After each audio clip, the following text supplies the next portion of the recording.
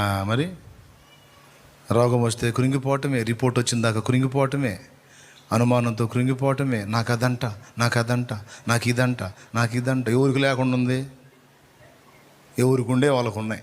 ఖాళీగా ఎవరు ఉన్నారు?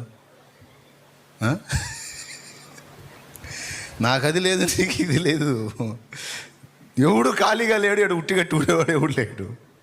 నాకు అదంట, నాకు ఇదంట. ఏదంట? కొద్ది ధైర్యం తెచ్చుకొని విశ్వాసంతో నిలబడితే అది మొత్తం మారిపోయిద్ది. మార్చేస్తాడు. ఒకవేళ అది నీకు అవసరమై ఇచ్చినా, అది నీకున్నా, నీకేం కాకుండా కాపాడుకుంటాడు. ఇంకేంది నీకు? అవసరమైతే ఇన్ని బలహీనతలు ఉంచి నిన్ను వాడుకుంటూ మొదలుపెట్టి అనేకులకు సాక్షిగా నిలబెడతాడు. ఆరోగ్యవంతులకు సిగ్గు కలిగించడానికి నిన్ను చూపించి వాడుకొని నిన్ను బట్టి మయం తెచ్చుకుంటాడు. ఆరోగ్యవంతులకు సిగ్గు తెస్తాడు. నా బిడ్డ బలహీనరాలు, దుఃఖలాగున్నావు, చూడు మరి నువ్వెంత చేయాలా? ఒక బలహీనుడు అంత చేస్తే, బలహీనరాలు అంత చేస్తే నువ్వెంత చేయాలా? సిగ్గు తెచ్చుకోమని పాఠం నేర్పడానికి నిన్ను వాడుకుంటాడు. దేన్ని బట్టి నువ్వు కృంగిపోతున్నావో ఈవేళ దేవుడు నీతో స్ట్రైట్గా మాట్లాడుతున్నాడు.